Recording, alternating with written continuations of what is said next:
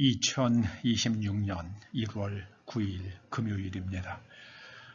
오늘 창세기 강해 36번째 꼭지는 창세기 6장 1절에서 4절까지의 말씀입니다.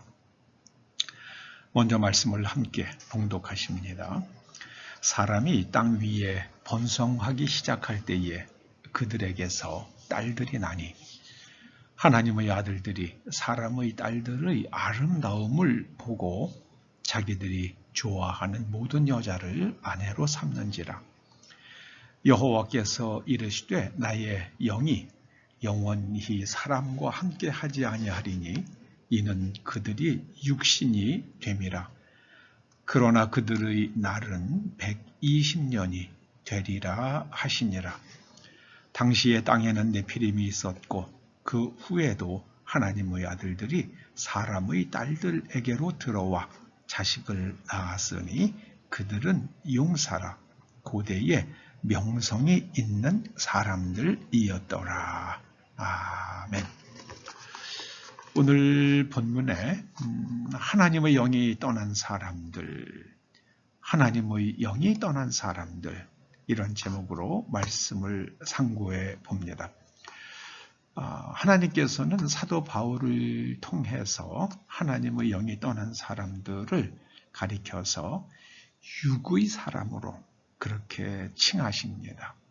고린도 전서 15장 46절 말씀입니다. 먼저는 신령한 사람이 아니요 육의 사람이요 그 다음에 신령한 사람이니라.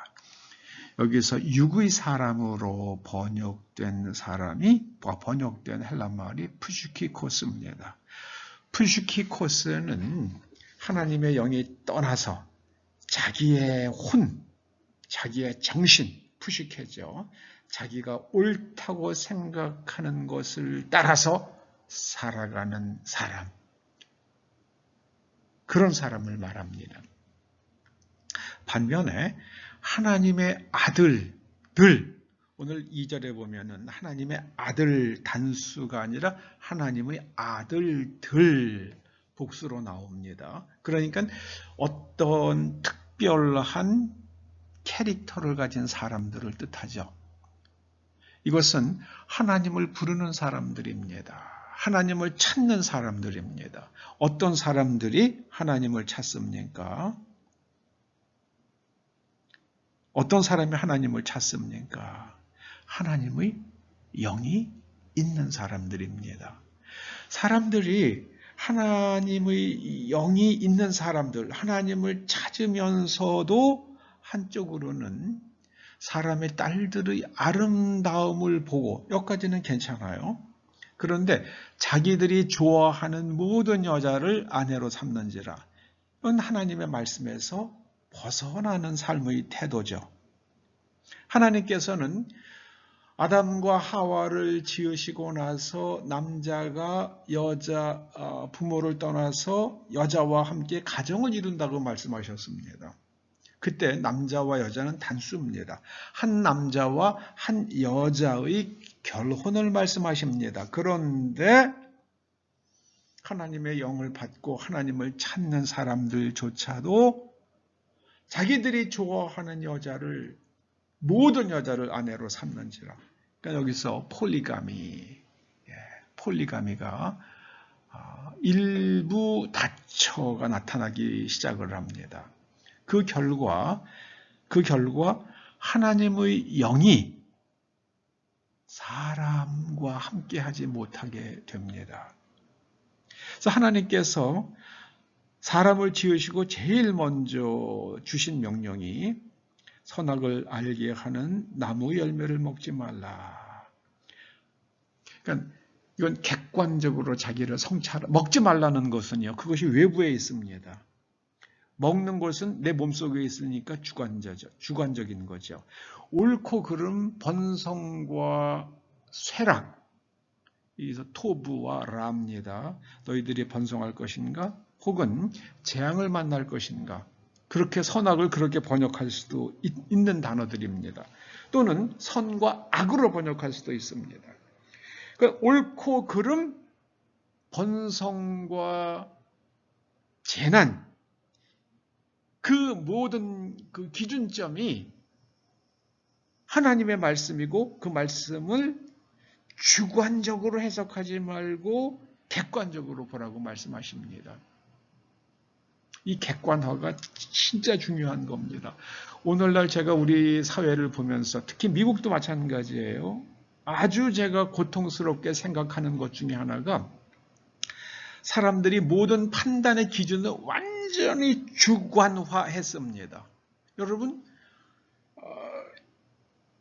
남자와 여자의 구분의 그 과학적 근거, 객관적 근거가 뭡니까?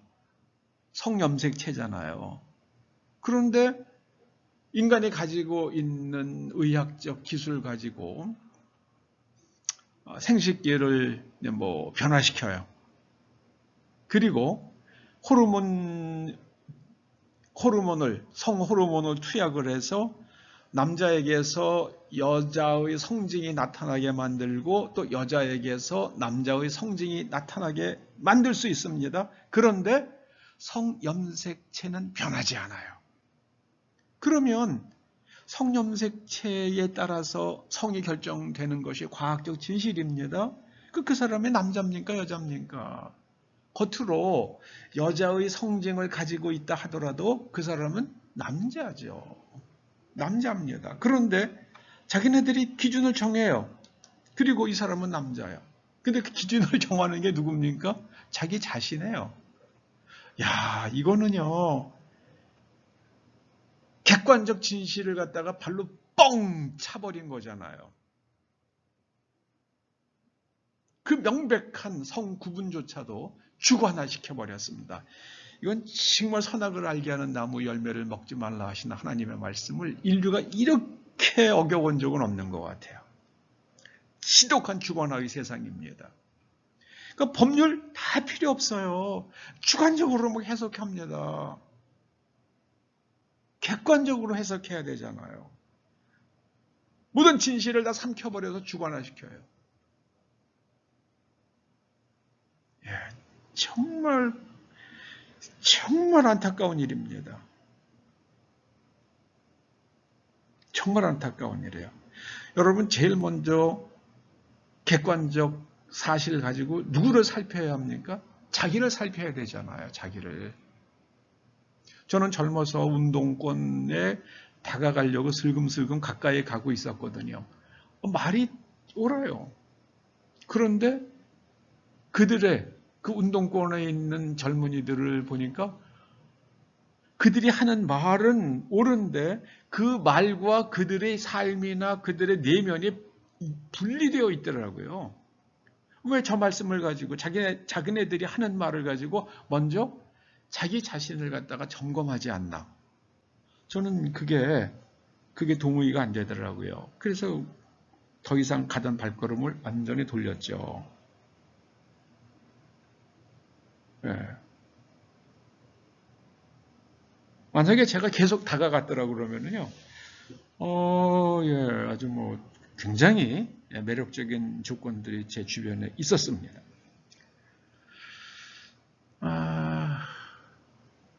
그래서 이 하나님께서 한 남자와 한 여자의 결혼을 말씀하셨어요. 전부 다 남자가 여자, 가정을 이루는 것. 한 남자와 한 여자예요. 그런데 그걸 주관화시켜버리니까 한 남자가 모든 여자를 자기가 좋아하는 여자는 다 데리고 사는 거예요. 그렇게 산 사람이 누굽니까? 다윗도 그랬고 솔로몬도 그랬고 야곱도 그랬죠. 그러니까 거기서부터 모든 인류 비극의 씨앗들이 거기서 나오잖아요. 참 안타까운 일입니다. 여러분, 먼저 배우자가 먼저 세상을 떠나면 그 다음에는 또 얘기가 달라지죠.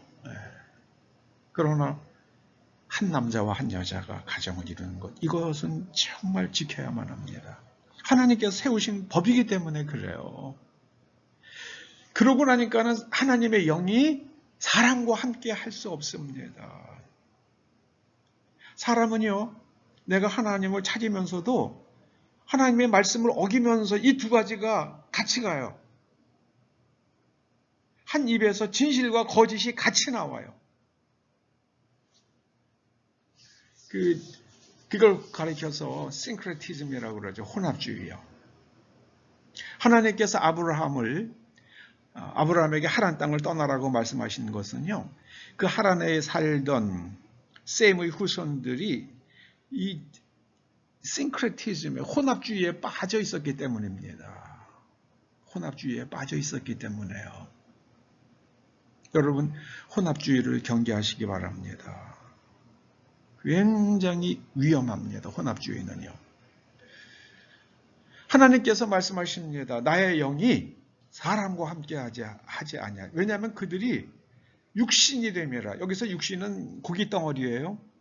그런데 그 고기 덩어리에 담겨 있는 것이 그들의 정신세계예요. 자기 주장이에요.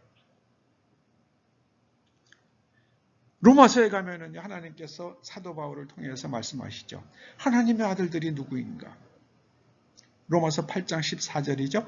무릇 하나님의 영으로 인도함을 받는 사람은 곧 하나님의 아들이라. 하나님의 영이 떠나면 하나님의 영으로 인도함을 받을 수가 없잖아요. 그러니까 이게 누구가 됩니까? 마귀에 속한 사람이 되는 거죠. 요한일서 3장 8절에 말씀하잖아요.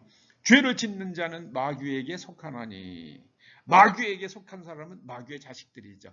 마귀는 처음부터 범죄함이라.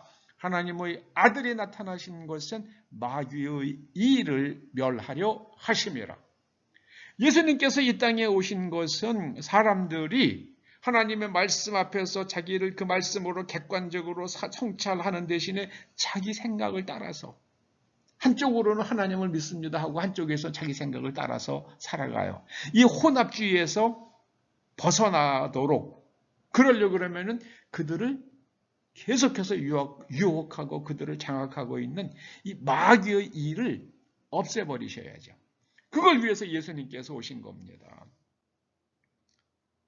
그래서 예수님께서 오신 그 예수님에 대해서 로마서 1장 4절이 이렇게 말씀하죠. 성결의 영으로는 죽은 자들 가운데서 부활하사 능력으로. 그 하나님의 아들은 반드시 나타나는 게 있어요. 뭐가 나타납니까?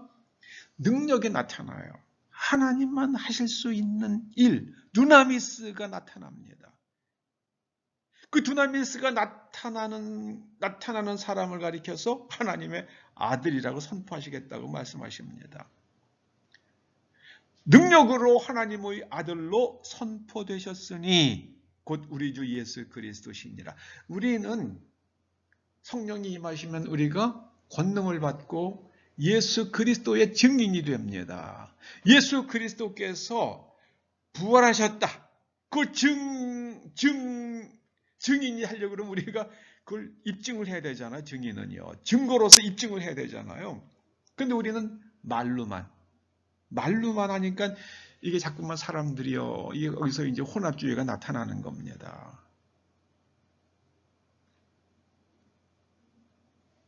예수님께서 말씀하셨죠. 마가복음 8장 34절이요.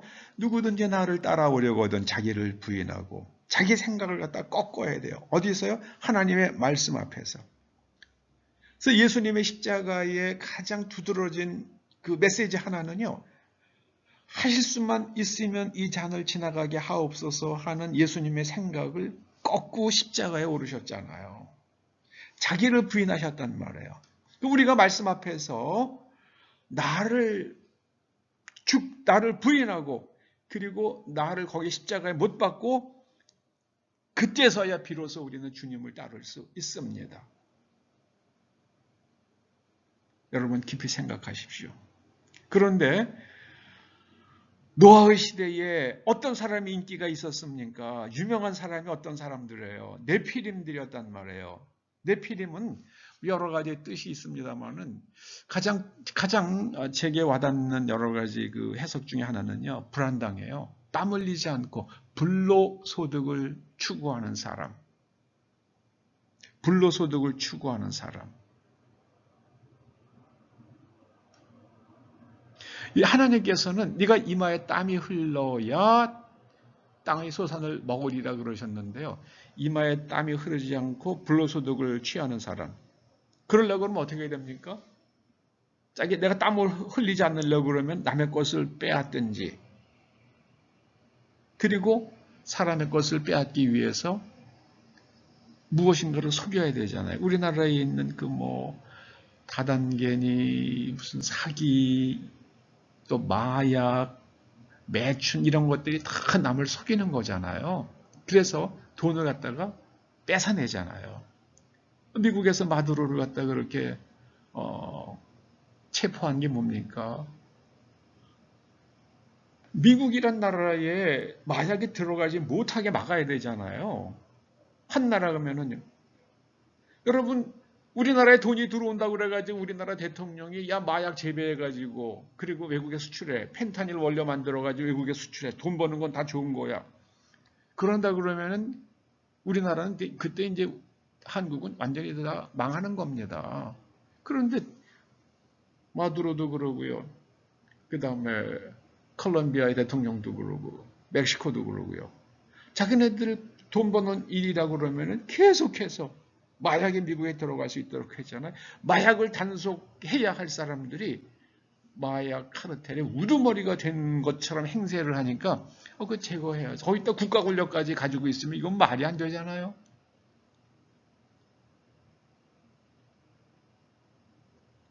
여러분, 하나님의 말씀으로 자기 자신을 갖다 성찰하시기 바랍니다.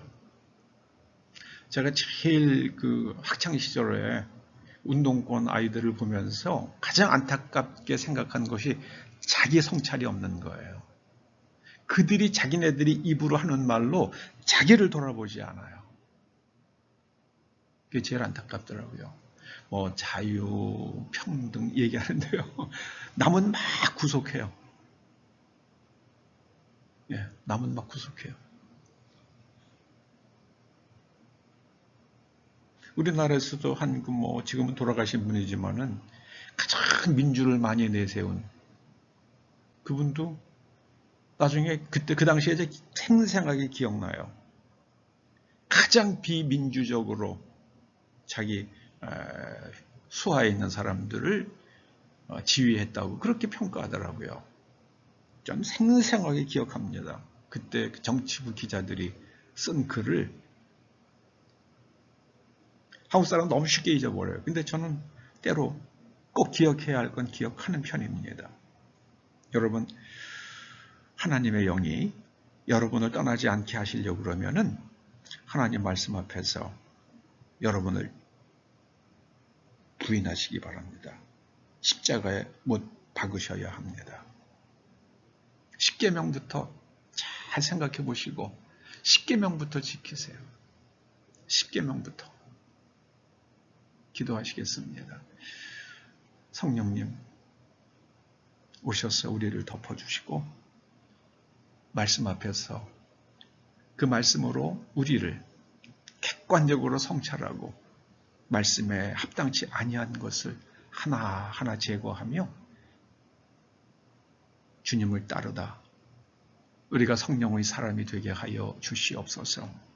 예수님의 이름으로 기도드리옵나이다. 아멘.